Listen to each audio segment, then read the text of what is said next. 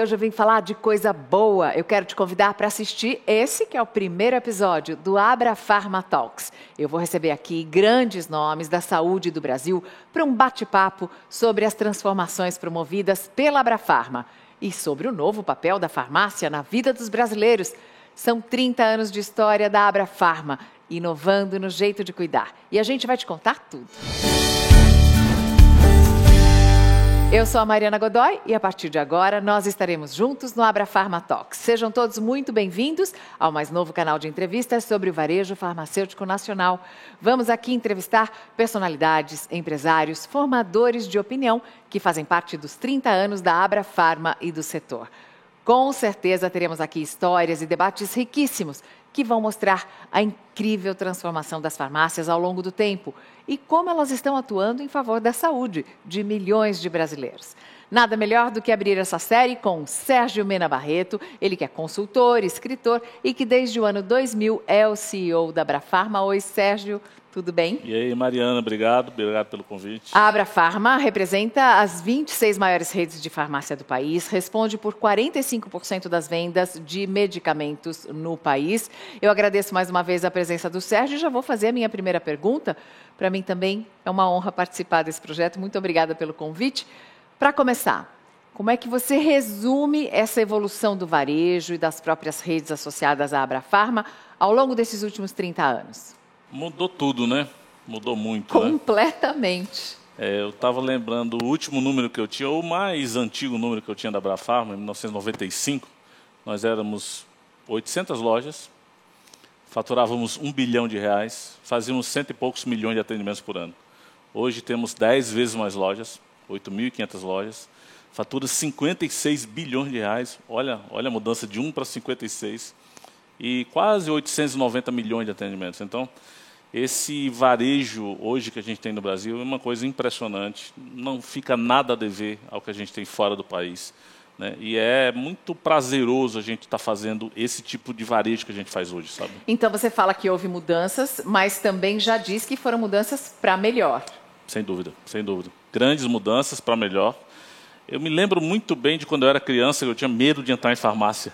Era só para tomar injeção na nossa época. E acabei vindo trabalhar nesse negócio, mas a farmácia também mudou muito nesses 30 anos, né? E a Abrafarma, as redes associadas, tem um papel muito relevante nessa mudança. Olha, e você disse muito bem, os números são impressionantes, porque antigamente era uma farmácia em cada bairro, depois uma farmácia em cada quarteirão, agora no mesmo quarteirão você tem mais de uma em algumas cidades, em algumas regiões. Esses números impressionam. E com o aumento do número vem também um aumento de demanda, né? Quais foram as principais conquistas alcançadas nessa caminhada? Qual o papel da Abrafarma? O consumidor mudou também, né? Ou a consumidora. Você sabe que 70% das pessoas que vão na farmácia são mulheres, né? E 30% homens mandados pelas mulheres. Essa é a minha tese, uma tese infalível. Ou seja, 100% do poder de decisão é feminino. Os homens têm mais medo de alguma coisa do que as mulheres, né? Mais medo de ficar doentes. Então mudou essa consumidora e aí a farmácia mudou junto com ela e oferecendo novos serviços, novos produtos. Mas eu diria que 3 grandes conquistas da Abrafarma e da própria sociedade brasileira nesses anos. O genérico. Isso aí é incrível. O genérico, a gente teve uma participação enorme nessa criação ou na implantação do genérico, né? Numa reunião com o ministro José Serra, na Abrafarma, a gente definiu que ter uma estratégia de massificação para dar acesso às pessoas, Mariana. O medicamento era muito caro no Brasil. Era quase um bem de luxo uns anos atrás. Segunda coisa que melhorou, foi muito impactante também para essa população, principalmente para a população mais carente, e sempre essa bandeira do acesso ela vai aparecer muito na história da Abrafarma, né? É a criação da farmácia popular, por exemplo. Ou do Aqui Tem Farmácia Popular, que é a farmácia popular no setor privado, aquela que a gente atende. Foi criada na minha sala, na Alameda Santos, em São Paulo. Na época eu era conselheiro no Conselho Nacional de Saúde, e toda a vida falava com Humberto Costa, que era o ministro, olha, tem que fazer no privado, porque isso só vai decolar quando for no privado. Hoje já temos 30 mil farmácias, atendemos 20 milhões de pessoas por ano. De novo, dá acesso às pessoas as mais carentes, né? E agora, mais recente, em 2014, a gente criou um sistema de farmácia clínica. Ou seja, a farmácia hoje está fazendo muito mais do que fez nos primeiros 100 anos. Né? Não é só 30 anos, não, né? Um farmacêutico que agora se volta para o consumidor, A gente está tendo vitórias incríveis, assim, 5 milhões de atendimentos por ano nessa área, né? E é uma área que começou agora, porque a gente conseguiu aprovar uma lei em 2014, está com pouquinho tempo aí, fazendo vacina, fazendo uma série de coisas. Então, a gente tem uma farmácia hoje que não fica nada a dever às melhores do mundo, né, aos melhores países. É um setor que é muito regulamentado e é um setor que exige muito dessa discussão também no ambiente político, né? A discussão dos genéricos ou mesmo até das criações das farmácias populares e, mais recentemente, a da possibilidade da aplicação de vacinas, de fazer pequenos exames na farmácia. Como é que é esse movimento e esse trabalho em Brasília? É duro, viu? É duro que a entidade é muito ética, muito séria, e a gente meio que ganha na raça, meio que convence, né? E às vezes eu estou lá numa reunião esperando um senador da vida, né? E fico parado e tem aqueles papeizinhos lá do Senado. Às vezes eu tenho uma epifania, sabe?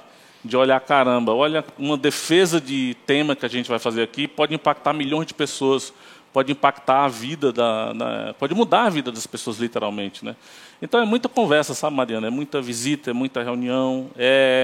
E quando a gente tem consciência, né, o coração está cheio da verdade, da certeza, aí a gente acaba convencendo as pessoas disso, né? A defesa não é só do setor varejista, a defesa é da saúde do brasileiro, é do consumidor também, está tudo incluído. Eu acompanho a jornada de vocês, eu sei que vocês são muito atuantes.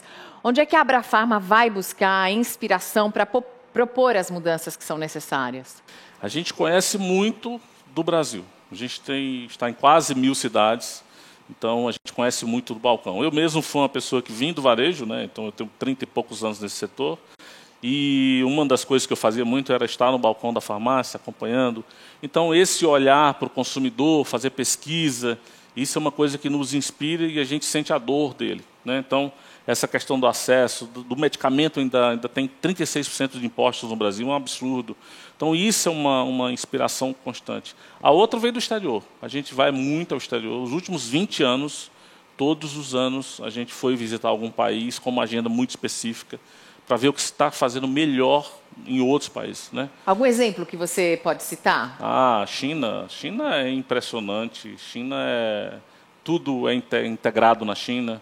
China não tem mais dinheiro, China não tem nem cartão de crédito. E você tem uma telesaúde, você fala com o médico praticamente dentro da farmácia. 1 bilhão de chineses hoje estão em algum sistema para falar rapidamente com o médico e vai na farmácia, tudo muito integrado. Israel também é muito impressionante. Israel é conhecido como Startup Nation, né? Então, um país que tem muita inovação, que agrega valor ao negócio. Então, são exemplos incríveis, assim. E a gente se inspira muito para trazer essas novidades para o Brasil. Fomos para Israel, aí em seguida uma empresa fechou uma tecnologia israelense e trouxe para cá. Fomos para a China, começamos a trabalhar com marketplaces, com hubs de saúde, ou seja, a gente vai e aplica. Né? E isso é uma fonte de inspiração realmente muito importante para a gente. A gente está no meio de uma pandemia, eu sei que vocês estão no meio do olho do furacão, o mercado farmacêutico sempre conviveu com alguns entraves, com barreiras regulatórias, embora a mobilização do setor e também o próprio cenário da pandemia tenham contribuído um pouco para atenuar esse quadro. O que é que se espera dos órgãos reguladores depois que a pandemia passar? Dizem que o peixe não sabe que está na água, né? Então, ele não sabe que depende da água, que vive na água. E, realmente, a pandemia trouxe uma coisa interessante. Ele mostrou para os peixes que somos nós como a gente vive num mar de burocracia. Como existe muita regra para atrapalhar o consumidor.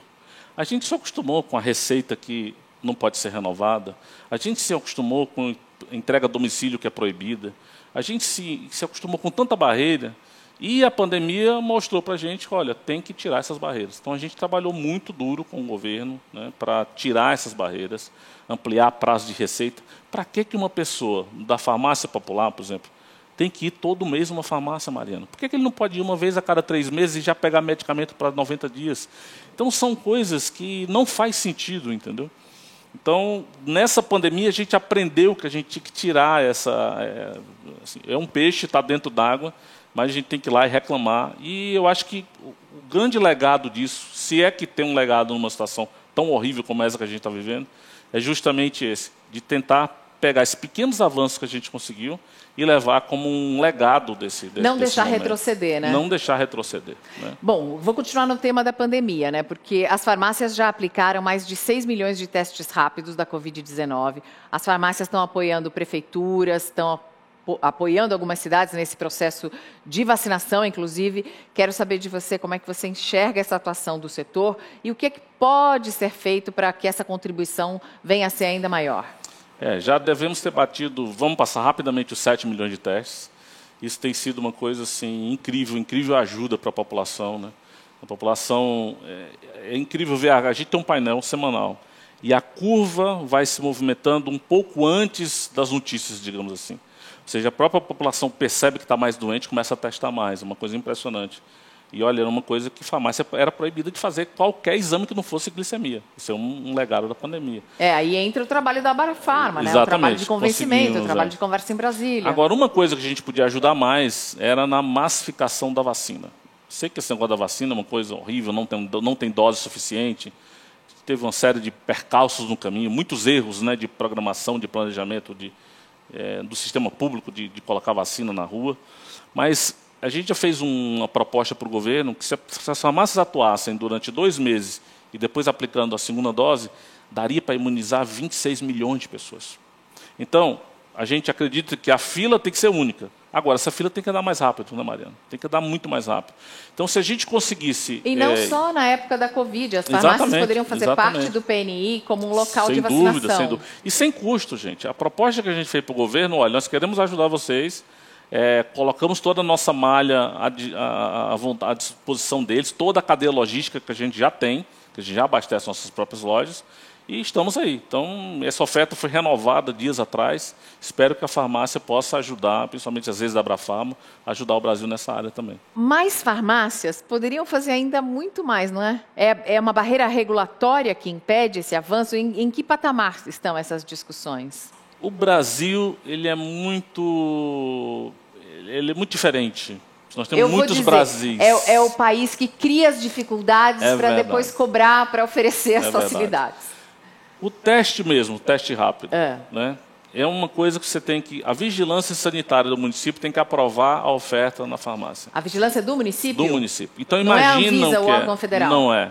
Então, imagina, você tem uma regra federal, mas você depende de uma decisão local. Então, imagina que são 5.500 municípios pensando diferente. Por exemplo, vacina. Vacina a gente não conseguiu avançar, além de 400 lojas atualmente, a vacina normal, não a de Covid, que a de Covid seria um programa massificado. Né? Vacina da gripe normal, por exemplo. Da gripe normal, por causa das barreiras que existem. Cada prefeitura tem que definir se autoriza ou não, qual é o formato. Então, esse formato que a gente tem muito local, e aí a gente tem várias realidades e vários interesses, né, antagônicos, impedem que a gente avance mais rápido. Infelizmente, o Brasil tem que mudar ainda muito e essas barreiras têm que cair todas. E o Brasil poderia ser, você disse, o Brasil tem vários Brasis, né? A gente não existe uma situação que seja homogênea. São situações completamente diferentes, né? Verdade. Demandas diferentes, né? Locais que a gente precisaria estar mais presente, é justamente aquela que a prefeitura não libera uma sala de serviços ali, porque há um interesse de uma clínica poderosa na cidade. Olha, acontece de tudo que você pode imaginar, infelizmente. Durante a pandemia, nós também tivemos vendas digitais disparando. Foi um boom, né? A partir da pandemia, como é que as farmácias estão caminhando em relação à tecnologia, em relação a essa transformação digital? Nós crescemos 130% na pandemia, no digital. E eu acho que esse é o tema número 1 da agenda de qualquer executivo hoje em dia. Outra coisa que não vai retroceder, né? Não vai retroceder. O cliente que se acostuma com um nível num patamar de sofisticação a um patamar de conveniência não quer voltar atrás, né? Então, a gente já vinha numa agenda de transformação. Eu andei dando muita entrevista e dizendo, olha, nós estamos antecipando talvez em 5 anos, em 5 meses de pandemia, nós antecipamos 5 anos de agenda. E toda empresa hoje está passando por um nível de transformação. Tem gente mais adiantada, tem gente mais atrasada, mas hoje a gente tem click collect, tem utilização de vários canais com o mesmo nível de estoque, plataforma. O que é esse collect que você falou? Você pode comprar na loja, receber em casa, pode comprar em casa, retirar na loja, pode programar isso. Então, assim, existe hoje Eu gosto que tudo tem nome em inglês. É verdade. Pode ser compre e retire, Isso uma coisa aí. como essa, né? Então, mas essa cara de multicanalidade, que o cliente tem que ver a mesma coisa em todos os locais, o sistema ser o mesmo, o preço ser o mesmo, isso hoje em dia é mandatório. Se você não tiver uma empresa, você tem uma empresa de tijolos, mas se ela não está na internet, se ela não está no bolso do cliente, né, ela não existe. E agora também, como parte do novo normal, tem um outro tema que o consumidor está priorizando bastante, que é a sustentabilidade. Na hora de definir uma compra, muita gente, e cada vez mais gente, vem levando isso em conta. Quais são as ações do varejo Farma em relação à sustentabilidade? Olha, nós levamos 10 anos discutindo isso, porque a gente começou a fazer ações de sustentabilidade lá atrás, mas a indústria, tinha que ter um combinado com a indústria, com o atacado, a gente nunca conseguia acertar essa regra. Finalmente, houve um decreto ano passado, um acordo do setor, e a gente vai recolher, por exemplo, medicamentos vencidos no Brasil inteiro, a partir de outubro desse ano, tem um sistema escalonado. Mas só para você ter uma ideia, a nossa maior empresa, que é a RD, ela tem locais de coleta de medicamento vencido em 2.000 lojas já, e projeta para 2021 230 toneladas de recolhimento. Então, 230 toneladas de medicamento vencido, recolhido, Mariana, é melhor água, é melhor terra, é bicho, é mais saudável. Sabe? A gente não vai estar poluindo mais os rios, a gente vai estar poluindo menos a terra.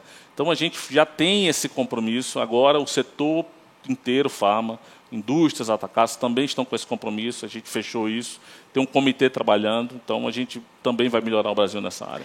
A gente acha que não, né? Mas todo mundo tem um remédio em casa que já venceu e faz o que com aquilo? Não é só jogar no lixo. Se você leva de volta, ele vai receber um tratamento adequado.